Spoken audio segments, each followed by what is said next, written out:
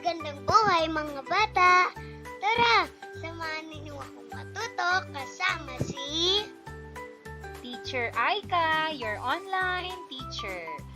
Please don't forget to subscribe, like, share, and hit the notification bell for more videos.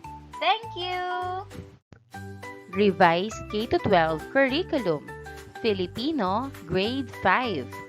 Quarter 4, Lesson 3. Ang ating aralin ngayong araw ay tungkol sa tekstong naratibo, maikling kwento. Muli, ako si Teacher Aika, ang inyong online teacher. Simulan na natin. Mga kasanayan. Nauunawaan ang tekstong naratibo o maikling kwento. A.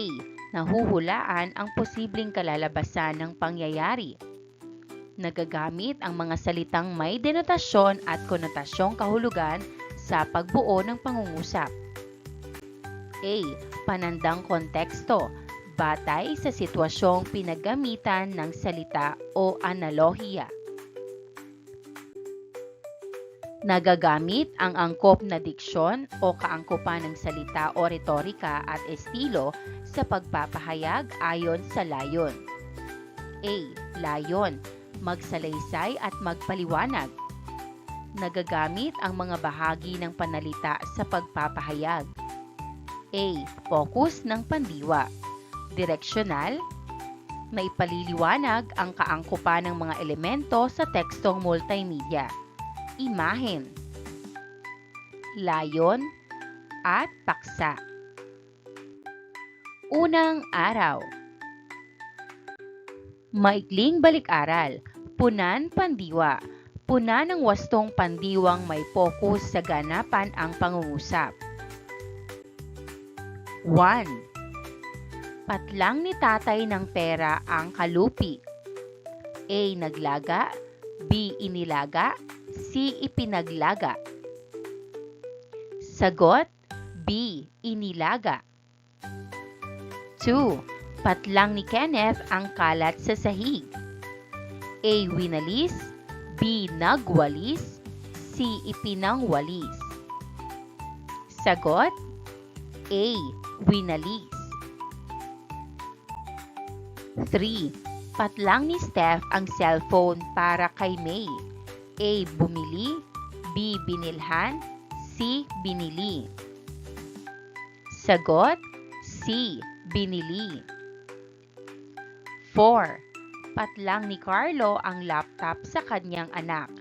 A. Inirigalo, B. Nagregalo, C. Niregaluhan. Sagot, A. Inirigalo. 5. Patlang ni Angelo ang laruan sa ilalim ng kama.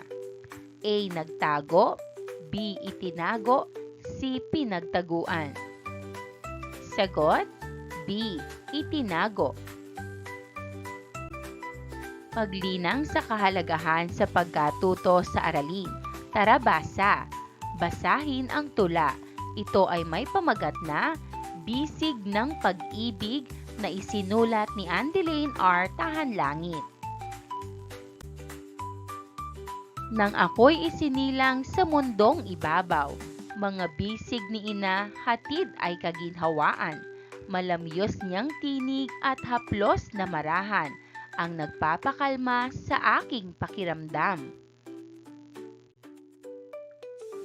Ang aking inay ilaw ang kahambing, nagbibigay liwanag sa buhay namin, nagsisilbing tanglaw sa mga tatahakin, laging nakagabay at umalalay man din.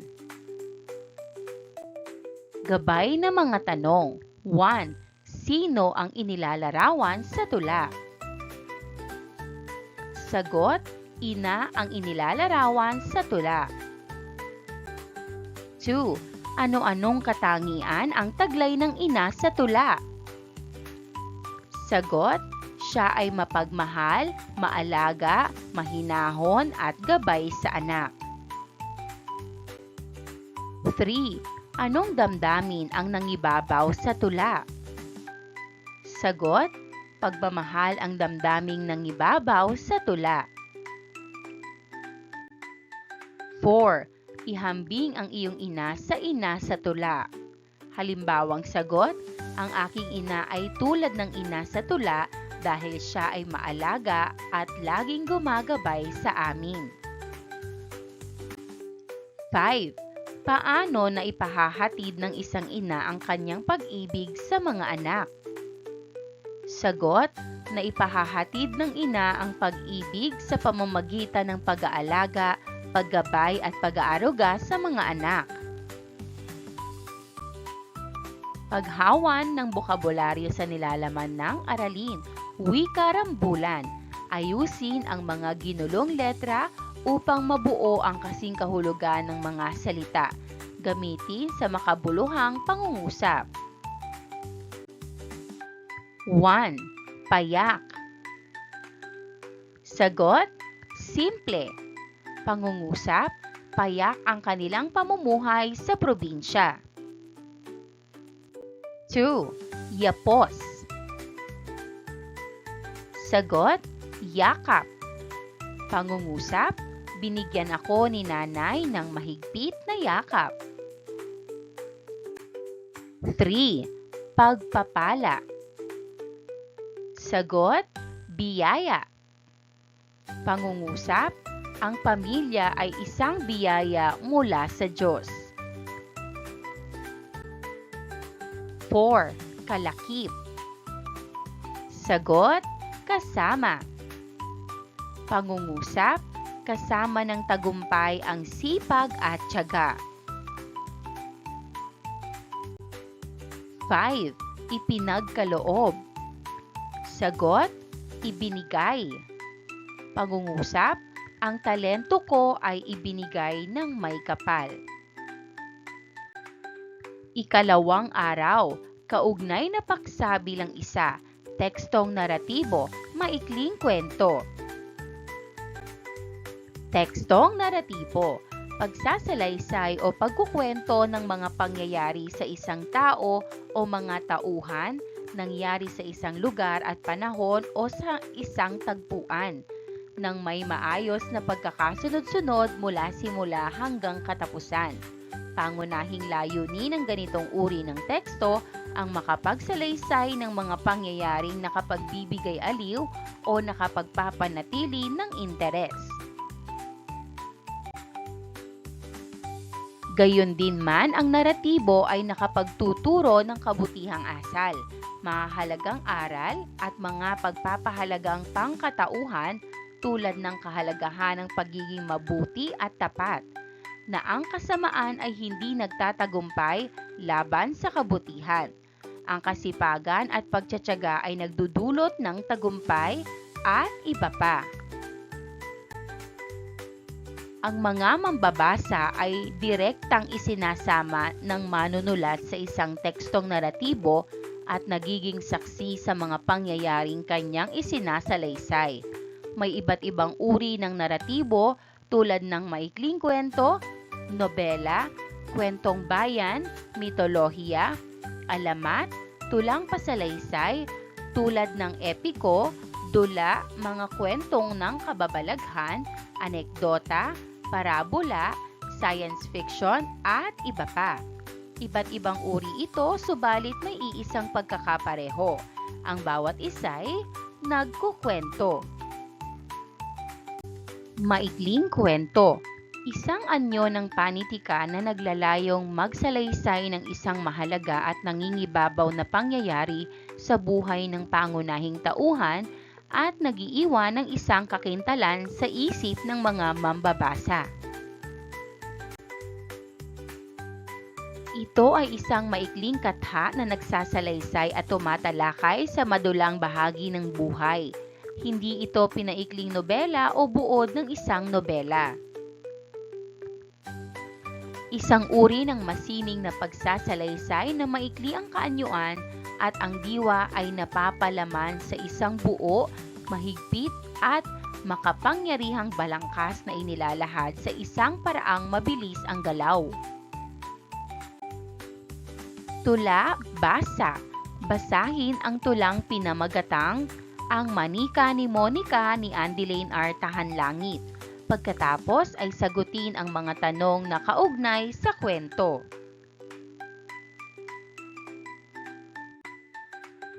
Ang Manika ni Monica ni Andeline R. Tahanlangit.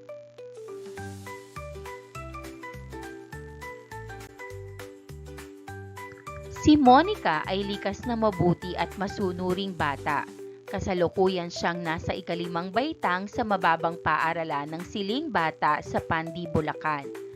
Pagkagaling niya sa paaralan ay tumutulong siya sa kanyang ina na si Aling Milagros sa mga gawaing bahay.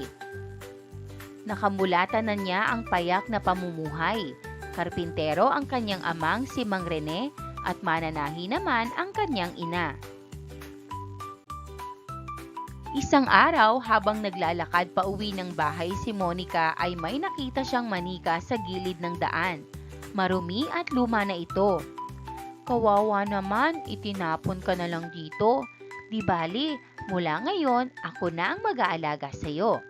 Kausap ni Monica sa manika. Pagdating sa kanilang tahanan ay agad na ipinakita ni Monica ang manika sa kanyang inang si Aling Milagros. Napakaganda naman ang manikang ito, anak. Saan mo ito nakuha? Tanong ni Aling Milagros. Sa may tabi po ng kalsada, inay. Sagot ni Monica. Wala na kayang nagmamay-ari sa manikang ito? Baka mamaya ay hinahanap na ito ng may-ari. Wika ni Aling Milagros. Sa palagay ko po, inay, ay sinadyang itapon po ang manika dahil luma at marumi na. Sagot naman ni Monica. Napagpasyahan nilang linisan ang manika. Nagtahi ng damit si Aling Milagros para sa manika. Pagkatapos malinisan, maayusan at mabihisan ng manika, ay lumabas ang taglay nitong ganda. Maganda at mahaba ang kulay, tsokolating buhok. Magaganda ang mga mata at mahahaba ang mga pilik. At mapupula ang mga labi. Maraming salamat po, inay. Napakaganda na po ng manika ko. Wika ni Monica sabay po sa kanyang ina. Tila nagkaroon ng kapatid si Monica sa katauhan ng manika. At tila may kalakip na swerte sa kanila ang manika. Mula nang mapunta ito sa kanila ay hindi na nawawala ng tanggap na trabaho ang mag-asawang Mang Rene at Aling Milagros. Tuwing linggo ay sama-sama palaging magsimba ang mag-anak upang magpasalamat sa ating Panginoon sa lahat ng mga pagpapalang ipinagkaloob. Gabay na mga tanong. 1. Sino ang nakapulot ng manika? Sagot, si Monica ang nakapulot ng manika. 2. Anong damdamin ang namayani kay Monica noong nakita niya ang manika? Sagot, naramdaman niya ang awa at pagmamahal sa manika. 3. Paano nilinis ng mag-ina ang manika? Sagot, nilinis, inayusan at tinahi ng damit ang manika. 4. Bakit mahalagang magpasalamat sa mga biyayang natatanggap? Sagot, mahalaga ang magpasalamat dahil nagpapakita ito ng pagpapahalaga sa biyaya. 5. Sa paanong paraan mo ipinahahayag ang iyong pasasalamat?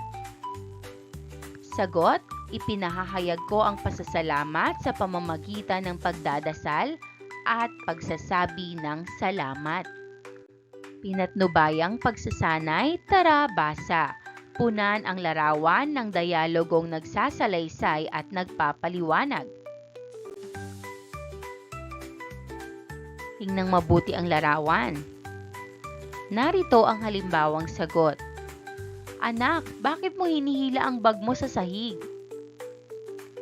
Pagod na po kasi ako, Nay, kaya hinihila ko na lang po ito. Mas mabuting buhatin mo ito para hindi masira at maging maayos tingnan. Opo, Nay, bubuhatin ko na po para hindi masira ang aking bag. B. Ano ang multimedia? Ang multimedia ay tumutukoy sa paggamit ng iba't ibang uri ng mga medium o media upang maghatid ng impormasyon o mensahe. Ito ay isang paraan ng paghahatid ng impormasyon na naglalaman ng iba't ibang elemento tulad ng teksto, larawan, tunog, video, animasyon at interaktibong elemento. Multimodal. Ang multimodal ay binigyang definisyon na estilo ng paggamit ng dalawa o mahigit pang moda ng komunikasyon. Tekstong multimodal. Ang tekstong multimodal ay maaaring papel, gaya ng mga aklat, comics, posters. Ang tekstong multimodal ay maaaring digital, mula sa slide presentations, e-book, blogs, e-posters, web pages at social media tungo sa animation, pelikula at video games. Ang tekstong multimodal ay maaaring live o actual, isang pagtatanghal, pagpapamalas o pangyayari. Ang tekstong multimodal ay maaaring transmedia, kung saan ang kwento ay isinasalaysay gamit ang multiple delivery channels na maaaring kombinasyon ng iba't ibang paraan sa paggamit ng medium gaya halimbawa ng aklat, comics, magazine, pelikula, mga serye ng web at video game kung saan ang lahat ng ito ay bahagi ng kabuuang kwento. Nagagawa ng transmedia na mas linangin ang kwento sa bawat medium na ginagamit gaya halimbawa ng pagbabalik tanaw bago ang mismong kwento o prequel, karagdagang mga episodo o higit pang pagpapaibayo sa mga tauhan at banghay. Mula Jenkins 2011. Ang mabisang komposisyong multimodal ay nangangailangan ng bagong pag-aangat ng disenyo ng mga kasanayan at kaalaman upang magawa ng mga mag-aaral na makabuo ng matalinong pagpapasya sa loob at labas ng iba't ibang paraan ng moda ng pakikipagkomunikasyon upang mabisang makabuo ng tamang pagpapakahulugan. Narito ang elemento ng tekstong multimedia. 1. Layon. Sa multimedia, ang layon ay tumutukoy sa pangunahing pakay o layunin ng nilalaman. Maaaring ito ay magturo, magbigay impormasyon, mangaliw o magbigay ng mensahe. 2. Paksa. Ang paksa ay ang pangunahing ideya o tema ng multimedia content. Ito ang sentral na konsepto na tinatalakay sa buong nilalaman. 3. Imahen. Sa multimedia, ang imahen ay tumutukoy sa mga visual na representasyon tulad ng mga larawan, graphics at video na ginagamit upang suportahan o palakasin ang mensahe ng teksto. Sa pagsasama-sama ng layon, paksa at imahen, ang multimedia ay nagiging mas epektibo sa paghahatid ng mensahe at pagkuha ng atensyon ng mga audience.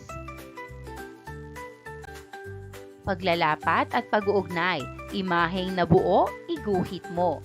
Bawat pangkat ay guguhit ng imaheng nabuo habang binabasa ang tula. Narito ang pamantayan sa pagmamarka, teamwork o partisipasyon, angkop na diksyon sa pagpapahayag at pagkakatugma sa tema. Ikatlong araw. Pokus ng pandiwa. Tawag sa relasyong pansemantika ng pandiwa o salitang kilos sa simuno o paksa ng pangungusap.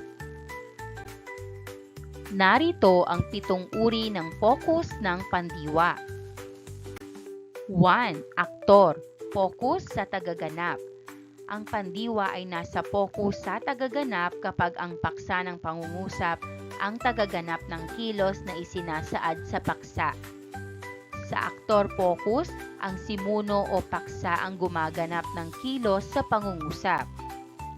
Sinasagot nito ang tanong na, sino? Ginagamitan ito ng mga panlaping mag, mang, ma, maka, makapag, maki, o magpa. Mga halimbawa, maglilinis ng bahay si Clarissa sa linggo. Nagluto ng adobo si Chanon para sa hapunan. 2. Focus sa layon. Ang pandiwa ay nasa focus sa layon kung ang layon ay ang paksa o ang binibigyang diin sa pangungusap. Sa focus sa layon, ang paksa ang layon ng pandiwa sa pangungusap. Sumasagot ito sa tanong na, ano? Ginagamitan ito ng mga panlaping in, i, ipa, ma, na, o, an. Mga halimbawa, lutuin mo ang isda na nasa ref. Nakita ni Sarah ang nawawalang libro. 3. Lokatibong focus o focus sa kaganapan. Ang pandiwa ay nasa focus sa ganapan kung ang paksa ay ang lugar o ganapan ng kilos. Ang paksa o simuno ang lugar na ginaganapan ng pandiwa sa pangungusap. Sinasagot nito ang tanong na, saan?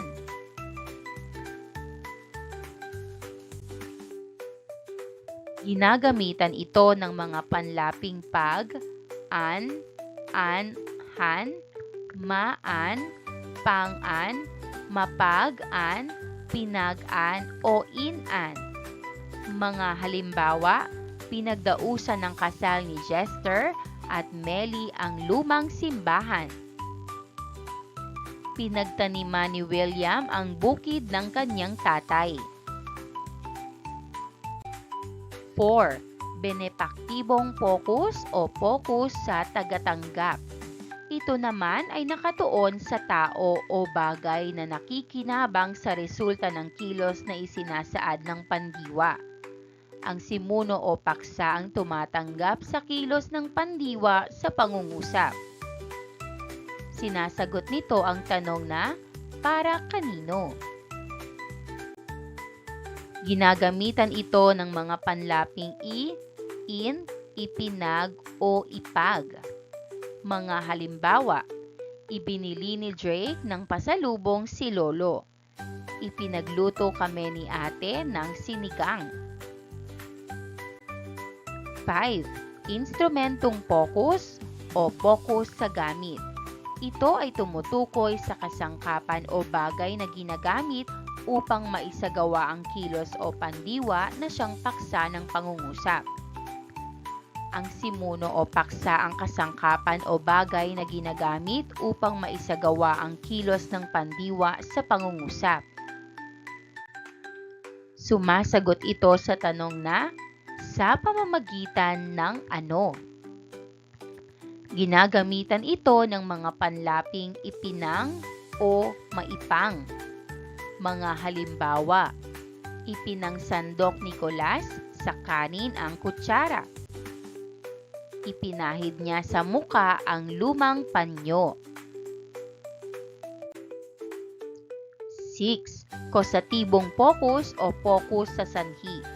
Ang pandiwa ay nakapokus sanhi kung ang paksa ay nagpapahayag ng dahilan o sanhi ng kilos.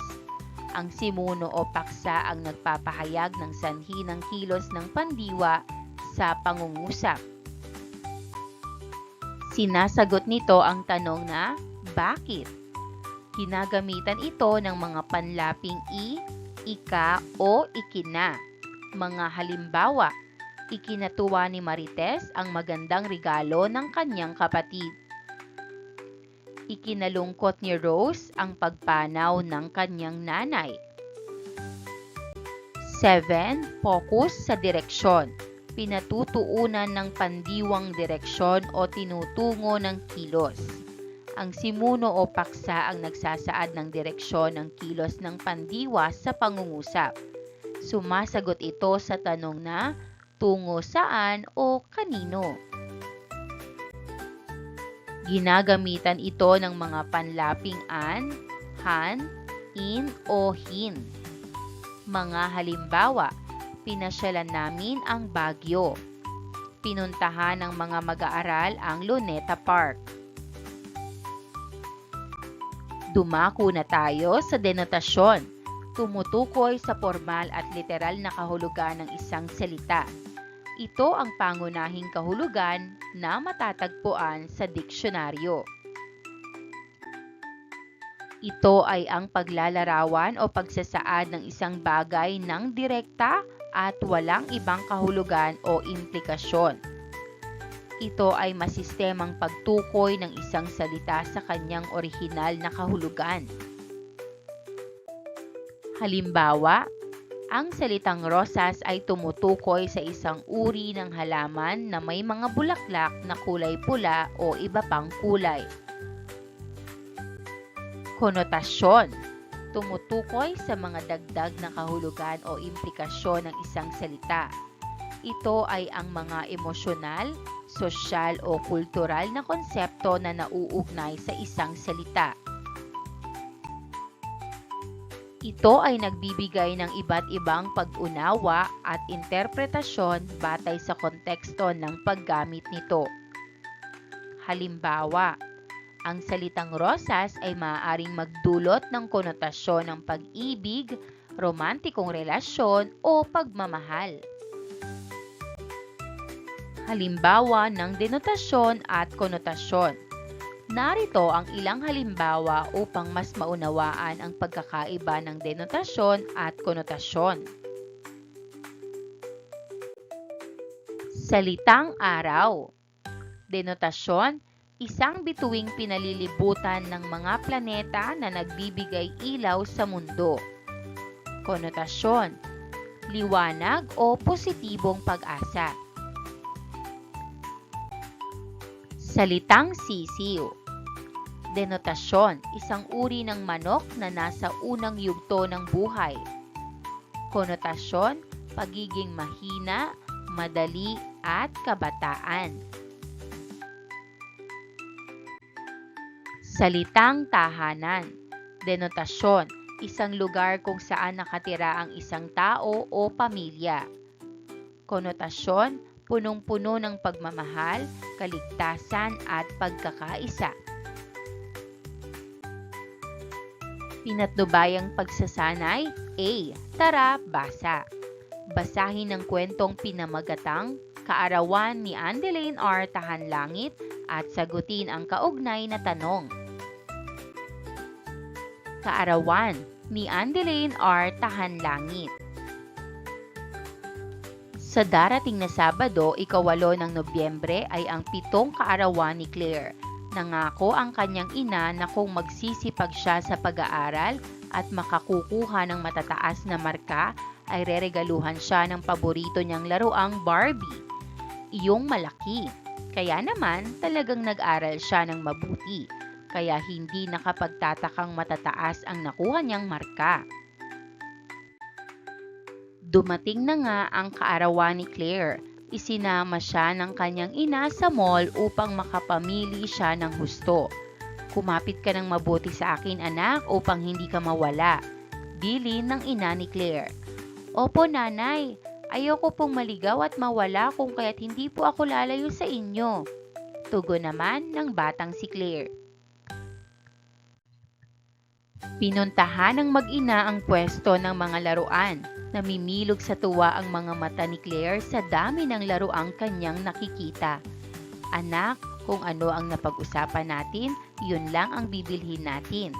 Paalala ng ina ni Claire. Opo, nanay. Itong malaking Barbie na po ang napili ko. Pakita ni Claire sa hawak niyang manika sa kanyang ina. Binili ng ina ni Claire ang malaking Barbie. Pagkatapos mabayaran ang manika ay umuwi na ang mag-ina. Laking gulat ni Claire sapagkat pagbukas niya ng kanilang pinto ay bumungad ang kanyang ama at mga kapatid. Gayon din ang ilan pa nilang kamag-anak. at kanyang mga kaibigan. Sabay-sabay na bumati at umawit ang mga ito. Nakita rin niya sa kanilang mesa ang napakaraming handa tulad ng litsyong baboy, pritong manok, halabos na hipon, menudo, hotdog na may marshmallows, embutido, hamonado, Shanghai, pansit, spaghetti at leche flan. Mayroon pang sorbetes. Iniluto ng tatay niya ang mga paboritong pagkain ni Claire. Gabay na mga tanong. 1. Anong okasyon ang ipinagdiriwang sa kwento? Sagot, kaarawan ni Claire ang ipinagdiriwang sa kwento. 2. Ano-anong handang pagkain ni Claire? Sagot, lechon, pritong manok, hipon, menudo, hotdog na may marshmallows, embutido, hamonado, Shanghai, pansit, spaghetti, leche flan at sorbetes. 3. Ano ang hiniling niyang regalo sa kanyang ina? Sagot, malaking Barbie ang hiniling niyang regalo. 4. Paano ipinakita ng mga tauhan sa kwento ang pagmamahal nila kay Claire? Sagot, ipinakita nila ang pagmamahal sa pamamagitan ng paghahanda ng pagkain at sorpresa para kay Claire. 5. Ano ang maaaring maging wakas ng kwento? Sagot, maaaring magtapos ang kwento na masayang nagdiwang si Claire kasama ang pamilya at kaibigan. Ika-4 na araw. Pabaong pagkatuto. A. Bumuo ng tekstong naratibo na ginagamitan ng mga pandiwang nasa focus ng direksyonal. Narito ang halimbawang sagot. Isang umaga, pinuntahan ni Leo ang palengke upang bumili ng gulay para sa kanyang ina. Dinaan niya ang makipot na daan sa likod ng kanilang bahay. Pagdating doon, nilapitan niya ang tindera at binilhan ng sariwang kamatis at talong. Pagkatapos, dinala niya ang mga pinamili pauwi sa kanilang bahay. Labis na natuwa ang kanyang ina dahil maayos niyang naidala ang mga kailangan nila. Pagninilay sa pagkatuto, give me 5. Magtala ng tig-5 halimbawa ng pangungusap na ginagamitan ng denotasyon at konotasyon. Narito ang mga halimbawang sagot. Denotasyon. 1. Ang ahas ay gumagapang sa lupa. 2. Malamig ang yelo sa kamay. 3. Mataas ang bundok sa aming bayan. 4. Maraming bituin sa langit. 5. Ang ulan ay bumabagsak mula sa ulap. Konotasyon. 1. Siya ay ahas kung manira sa kapwa. 2. Yelo ang pakikitungo niya sa akin. 3. Siya ang bundok ng aming pamilya. 4. Ikaw ang bituin ng aming tahanan. 5. Umuulan ng biyaya sa kanilang buhay. Pagsusulit. A. Panuto, ikahon ng pandiwa at salungguhitan ang simuno sa pangungusap. 1. Pinasyalan ng magbabarkada ang Burnham Park. Sagot, pinasyalan, Burnham Park. 2. Pinuntahan ng mag-anak ang Luneta. Sagot, pinuntahan, Luneta. 3. Pinasyalan ni na Jezreel at Catherine ang Biyak na Bato. Sagot, pinasyalan, Biyak na Bato. 4. Pinuntahan namin ang Manila Zoo. Sagot, pinuntahan, Manila Zoo. 5. Pinasyalan ng mga bata ang Enchanted Kingdom. Sagot, pinasyalan, Enchanted Kingdom. Maraming salamat sa panonood! Huwag kalimutang i-like at mag-subscribe para sa higit pang educational content. I-click ang bell icon para ma-update ka sa ating mga bagong video. Salamat!